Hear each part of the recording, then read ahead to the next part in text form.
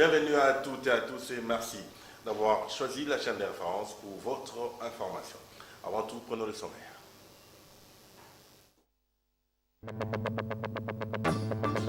Le bureau d'âge de l'Assemblée nationale a été installé ce mardi 8 décembre 2020 et aussitôt a convoqué une plénière pour le jeudi 10 décembre en vue de statuer sur les pétitions contre tous les membres du bureau Mabunda.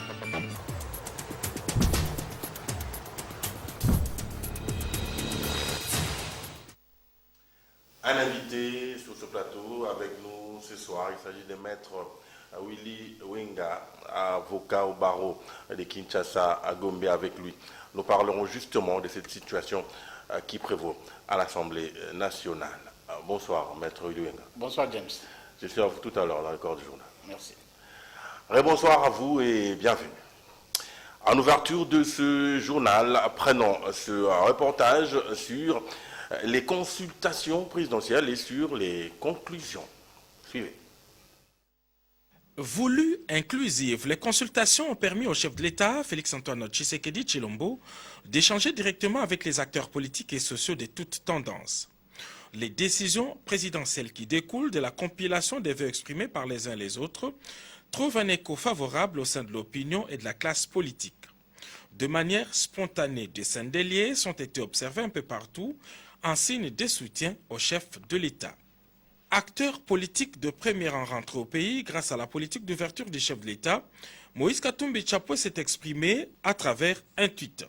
Le président de la République vient d'apporter une réponse claire et précise aux attentes du peuple congolais, a écrit Moïse Katumbi, avant de poursuivre que je salue son courage et sa lucidité. J'appuie sa volonté de placer la population au cœur de ses préoccupations et de chercher les voies et moyens de répondre à ce besoin, a écrit le président d'Ensemble pour la République. Président national du MLC Formation politique, du top 5 des partis politiques les mieux implantés au pays, Jean-Pierre Bemba Gombo n'a pas non plus caché son sentiment. Dans un communiqué officiel, le MLC dit avoir suivi avec attention l'adresse du président de la République à la nation à l'issue des consultations présidentielles, dont la détermination et la fermeté sont appréciées. Dans ces mêmes communiqués officiels, les mouvements de libération du Congo partagent les préoccupations exprimées lors de ces consultations telles que les déclinées par les présidents de la République, partant de la paix et de la sécurité en passant par les renforcements de la démocratie et l'état des droits, la crédibilisation des processus électoraux, l'indépendance et la bonne administration de la justice, l'amélioration des finances publiques et du climat des affaires, la planification du développement et construction de nos infrastructures, l'emploi des jeunes, la promotion de l'émergence d'un Congo nouveau, jusqu'à la promotion des droits de l'homme. Force politique avec un fort ancrage dans toutes les provinces, la FDC de Modeste Bahati Lukwebo se range en première ligne pour le bateau Union sacrée pour la nation. Beaucoup de nos propositions ont rencontré également l'assentiment de son Excellence, Monsieur le Président de la République, Félix-Antoine Tshisekedi Tshilombo, en ce sens que, en tout cas, à 90% de nos propositions, nous nous sommes retrouvés. Je l'espère également que c'est également pareil pour la population. Le chef de l'État lui-même a rappelé les dispositions de l'article 78 de la Constitution quant à ce qui concerne la nomination d'un informateur. En fait, c'est ce qu'on appelle en comptabilité la régularisation. On n'a fait que régulariser une procédure qui était irrégulière. Parce que lorsqu'on a constaté la majorité, on n'a pas respecté les dispositions de la Constitution, en particulier l'article 78. Et donc, il n'est jamais tard pour mieux faire.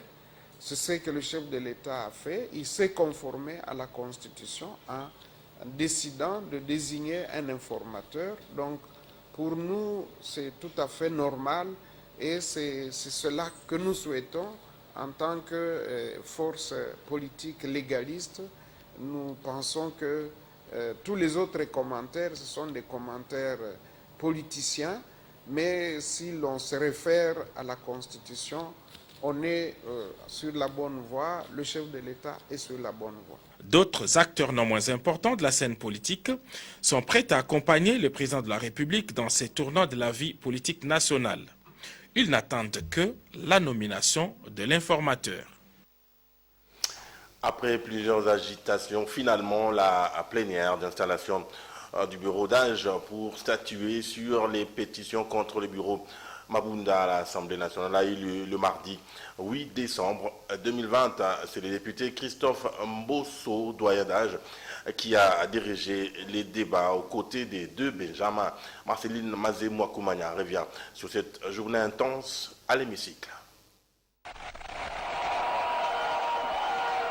Paris gagné à moitié pour les pétitionnaires contre le bureau de Mabunda qui ont réussi ce mardi à 17 h au terme des échauffourées avec hargne viscérale entre le pour et contre le bureau Mabunda à installer un bureau provisoire constitué du doyen et des deux Benjamins de l'hémicycle. Ces combats politiques qui tirent son fondement des frustrations subies par certains membres de la majorité parlementaire d'hier au profit de certains caciques du FCC et la conduite cavalière des débats au sein de la Chambre basse déplorée par les autres composantes et les épris de bon sens trouvera probablement son dénouement ce jeudi au cours de la séance plénière convoquée à cet effet par le bureau d'âge que dirige Mbosso Kodiampoanga, assisté de deux Benjamins, Aminata Namassia et Gaël Boussa. La nouvelle majorité parlementaire que recherche le chef de l'État pour la bonne marche de la République est en ce moment virtuellement entre les mains du FCC ou mieux de Joseph Kabila. Quand on sait que le sénateur à vie, Joseph Kabila Kabange, alors président de la République, avait du mal en plus d'une décennie à trouver 15 bons collaborateurs, rien ne laisse transparaître qu'il pourra en réunir plus de 250 fidèles à la Chambre basse du Parlement à l'heure où les voix s'élèvent contre son emprise et ses méthodes de gestion discriminatoire du politique congolais. Il revient ainsi à l'informateur qui sera nommé d'identifier cette nouvelle majorité parlementaire autour des idéaux prônés par le chef de l'État pour éviter la dissolution de l'Assemblée nationale actuelle. La liste de présence présentée par nos services administratifs nous renseigne que sur 500 députés nationaux, 279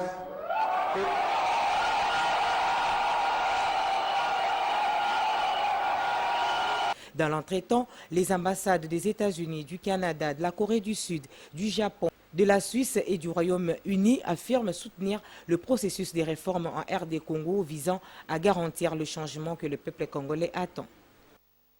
Allez ouvrir à présent les chapitres de réaction. Quelques heures avant la tenue de cette plénière du mardi 8 décembre, le député national PPRD François Ndjekouye s'était confié à notre consoeur Rachel Kichita d'Actu 30.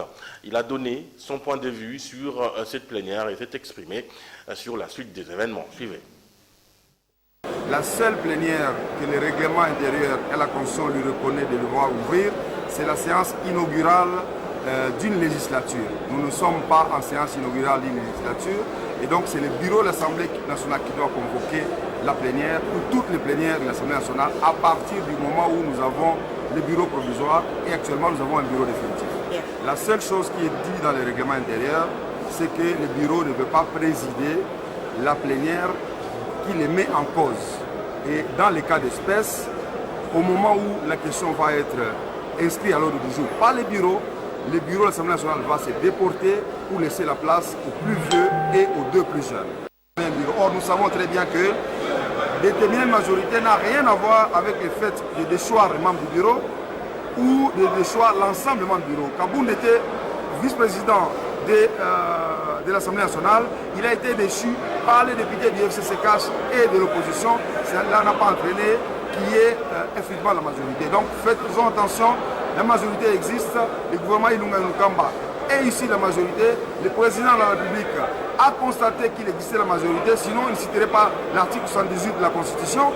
Et donc nous devons continuer à travailler dans la sérénité et faire en sorte que toutes les institutions fonctionnent normalement et c'est cela pour le bien de la nation. Nous acheminerons dans une crise si les violeurs de la Constitution continuent à s'évertuer à violer.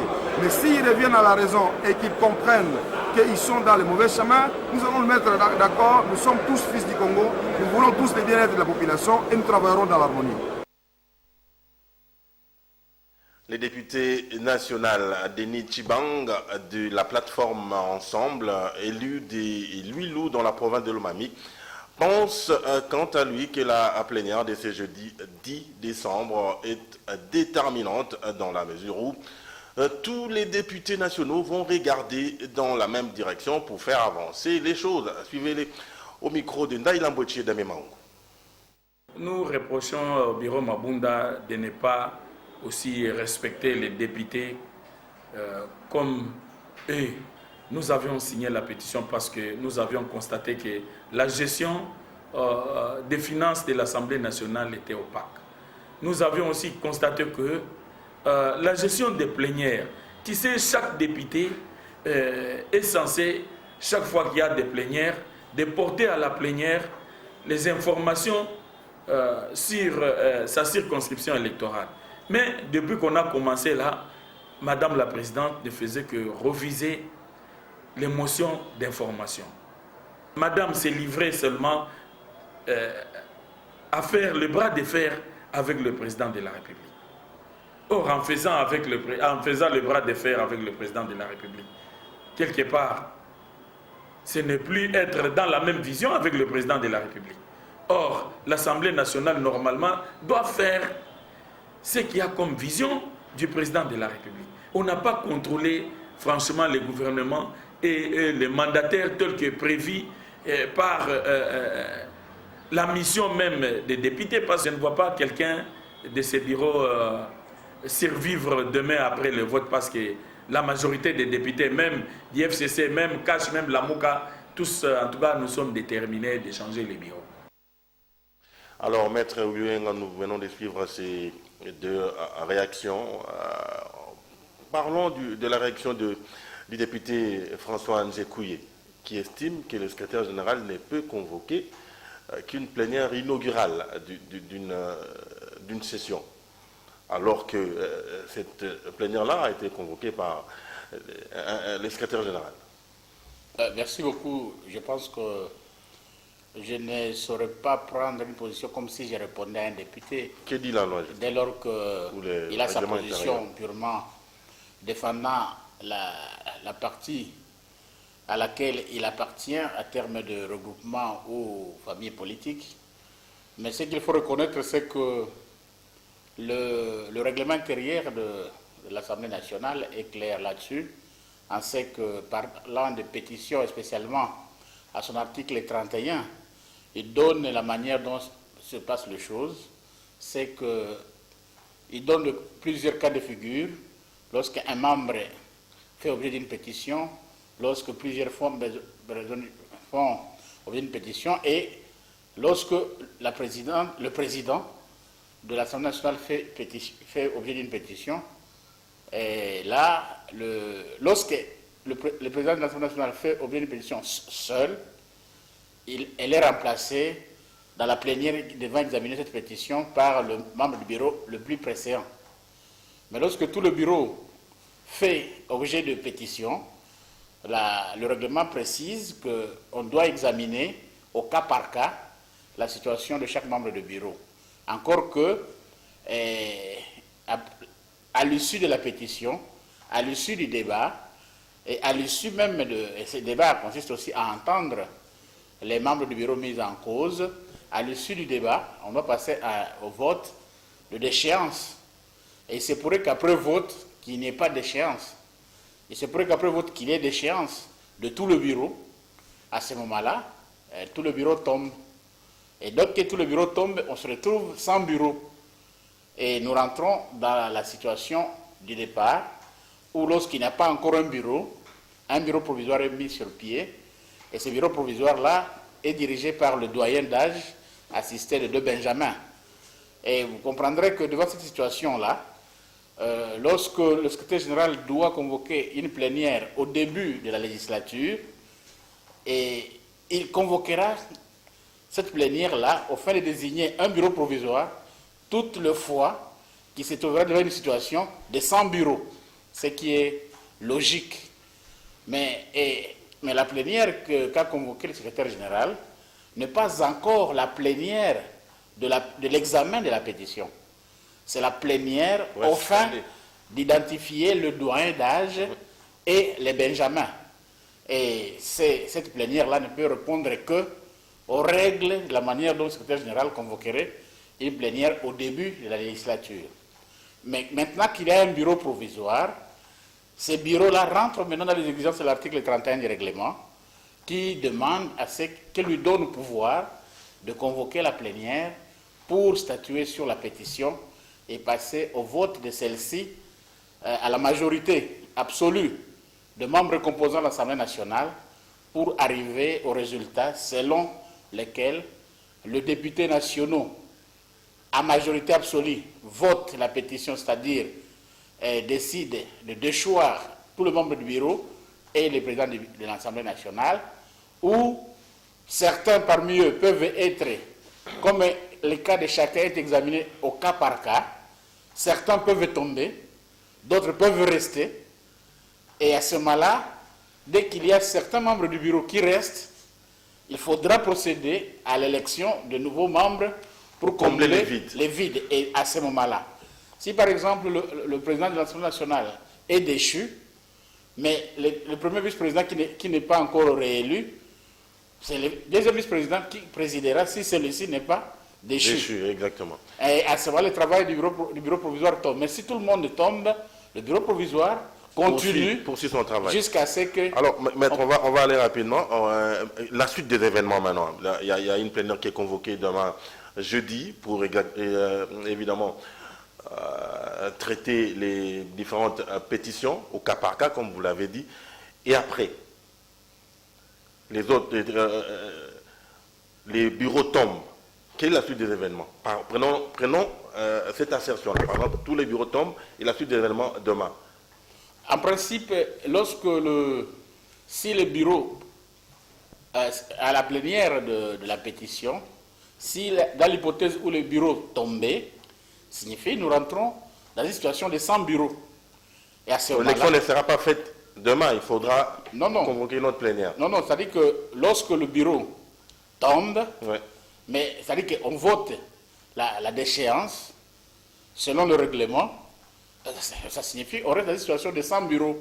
Mais comme on a déjà un bureau provisoire qui a un doyen et des benjamins, ce bureau-là continue à gérer le temps d'organiser les nouvelles élections. Mais il faut reconnaître que la plénière qui doit examiner la pétition doit se tenir sans interrompre jusqu'à l'élection.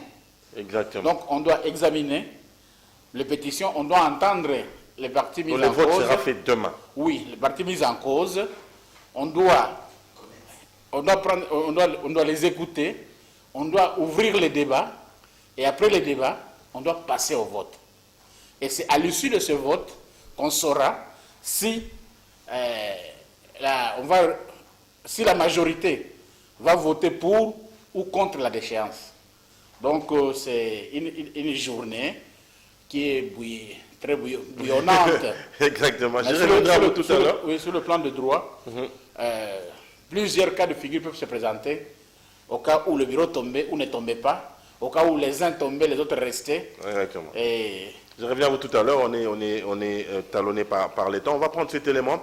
Ouverture officielle de la première boutique Premium et Connect Africa, c'était ce mercredi 9 décembre 2020, numéro 39 du boulevard du 30 juin à Kinshasa. Cette ouverture symbolise l'accélération du développement de la marque Connect en Afrique. Reportage d'Africa Mujinga et Célé Mbayabo. Connect Africa, une initiative de l'opérateur des satellites Eutelsat Communication, a procédé ce mercredi 9 décembre 2020 à l'ouverture de sa première boutique premium exclusive en République démocratique du Congo. Cette ouverture symbolise l'accélération du développement de la marque Connect en Afrique. Elle vise à déployer son propre réseau de distribution pour faciliter l'accès au plus grand nombre à ses offres Internet au débit fixe. Connect Africa tient à démocratiser l'Internet au débit, non seulement à Kinshasa, mais aussi sur toute l'étendue de la RDC. Les Nations Unies disent 10% de pénétration d'Internet de plus dans un pays, c'est 1,3, 1,4, voire 1,8 de croissance économique, d'impact sur la croissance économique. Donc, parce que ça augmente la productivité, parce que ça améliore les schémas, les prises de décision, ça focalise les plans d'action, etc. Donc c'est un avantage social et économique majeur pour le pays. Quelles sont les garanties offertes par Connect Africa à ses abonnés face à la situation météorologique qui, des fois, perturbe les connexions Internet? En termes de qualité de service, nous garantissons 99,99%. Le satellite Connect a une flexibilité d'allocation des ressources satellitaires. Ça veut dire quoi? Ça veut dire que si à un endroit donné, les conditions climatiques, météo, notamment la pluie, les nuages et tout ça, affectent la qualité de service, le service ne se coupera pas. Mais par contre, il peut se dégrader. Okay? En ce moment-là, ce satellite est en mesure de balancer une ressource additionnelle pour renforcer l'endroit où le satellite a le plus besoin pour maintenir la qualité de service. Quel est son apport économique? Nous avons des offres pour tous les budgets, que ce soit à partir de $20, 40 000 francs par mois, jusqu'à des produits qui sont illimités à plusieurs centaines de dollars. Ce qui est important, c'est qu'on a vraiment des offres qui couvrent 100% des territoires, des offres fiables, de qualité et abordables. Et le kit qui est nécessaire pour pouvoir se connecter est gratuit sur le mois de décembre et le mois de janvier. Connect Africa, c'est la promesse d'offres haut débit Internet de qualité à des tarifs compétitifs.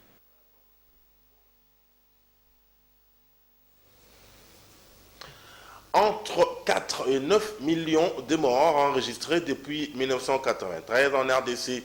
Le pays a fait face à un génocide qui, jusqu'à ce jour, fait pleurer les Congolais. Malheureusement, les auteurs de ce crime restent impunis. Les appels pour que justice soit faite viennent de partout, surtout à l'occasion de la Journée mondiale de prévention des génocides. Esther Badibiabia.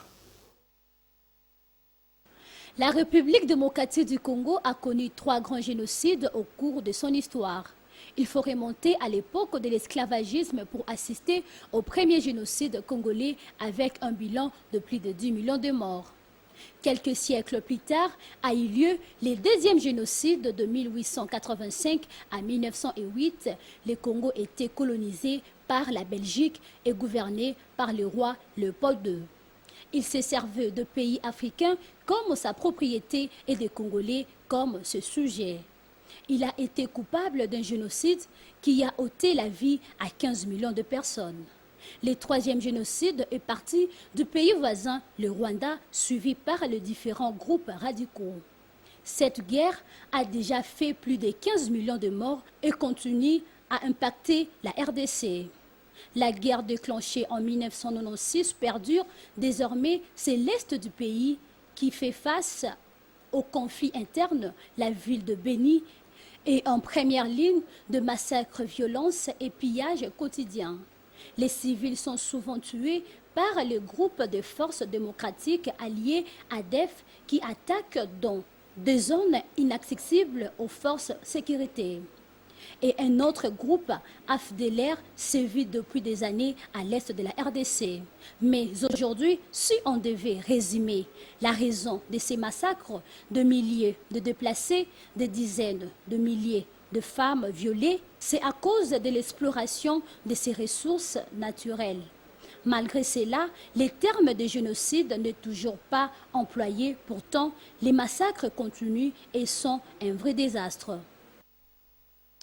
Alors, maître Willy Wenga, on va se quitter bientôt. Un autre problème qui a soulevé une grande bataille entre les juristes, c'est le problème de la nomination de l'informateur. Hein, vous avez suivi le débat, il y en a qui disent qu'il fallait que le Premier ministre en place démissionne avant sa nomination. C'est quoi? C'est un faux débat? Moi, je pense que c'est, au-delà du faux débat, c'est un problème de droit. C'est-à-dire que pour comprendre cette discussion-là, il faut lire les discours de l'article 78, c'est clair. C'est-à-dire que la question d'informateur c'est lorsque le président de la République veut nommer un Premier ministre. Et l'article 78 dit que le président de la République nomme le Premier ministre dans la majorité qui se présente, dans la majorité parlementaire. Lorsque cette majorité n'existe pas, deuxième alinéa, il confie une mission d'information à un informateur pour que ce dernier puisse identifier une coalition devant constituer une majorité. Ça signifie qu'on est à la recherche d'un Premier ministre. Mais cette disposition de l'article 78 ne dit pas que le président de la République nomme et révoque. La disposition d'en bas, vous allez voir qu'il nomme et révoque les ministres. Maintenant, à la phase où nous nous trouvons, le gouvernement est encore en place, le Premier ministre est encore en place. On n'a pas encore une vacance au niveau du gouvernement. C'est pourquoi certains juristes, dont moi, je pense que si le président de la République, dans son discours, a annoncé la nomination d'un informateur, ce n'est qu'un effet d'annonce dans une communication du chef de l'État, de l'autorité suprême. Cependant, pour passer maintenant à l'acte, c'est-à-dire à la désignation de cet informateur, il doit le faire par ordonnance, parce que le président de la République n'agit que par ordonnance. Mais pour le faire, il doit le faire devant une vacance, n'est-ce pas? Et à ce moment-là, il faut que le Premier ministre démissionne, dépose la démission de son gouvernement, le poste devient vacant, et lui expédie les affaires courantes, et pendant cette expédition des affaires courantes, un informateur est désigné au fin d'identifier une nouvelle coalition, une coalition pour une nouvelle majorité. Et c'est vrai que, en identifiant la coalition majoritaire, que la majorité d'aujourd'hui soit identifiée comme majorité. Et je pense que c'est à ce moment-là que le président de la République a dit, au cas où on ne lui facilite pas la tâche, il passerait à la vitesse du retour à la population pour obtenir une nouvelle majorité par voie des élections. Il se pourrait aussi qu'à l'issue du travail de l'identification de la coalition qui est de 30 jours, renouvelable une fois, c'est-à-dire 60 jours, qu'on trouve une nouvelle majorité qui n'est plus l'ancienne et que de cette nouvelle majorité vienne un Premier ministre. Dans la situation des autres pays qui ont connu la situation comme nous, lorsque le président de la République n'a pas une majorité qui partage la même vision que lui, c'est-à-dire que cette majorité-là devient une majorité de l'opposition, il est obligé de nommer un Premier ministre dans la majorité ou dans la coalition majoritaire de gens qui ne partagent pas la même vision que lui. C'est à ce moment-là que, sur le plan de la doctrine, on parle de la cohabitation. Parce que le mot cohabitation ne vient pas de la loi. Le mot cohabitation est d'origine doctrinaire. Vous voyez? Et à défaut de cohabiter, on a vu en France et partout ailleurs, dernièrement en Grande-Bretagne, le président de la République dissout le Parlement pour chercher une nouvelle majorité qui lui sera favorable. Exactement. Merci, maître. Allez, on est arrivé au terme de ce journal. Avant de nous quitter, prenons le rappel des titres.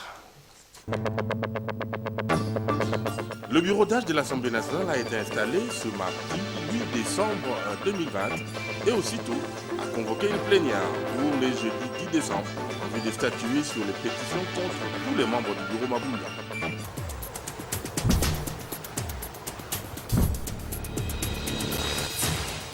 Le journal recevait maître Willy Wenga, avocat au barreau de Kinshasa à Gombe. Avec lui on a parlé de la situation qui prévaut actuellement à l'Assemblée nationale. Merci, maître Willy Wenga. Merci James, merci beaucoup. Merci à vous également pour votre sympathique attention. Restez nous fidèles.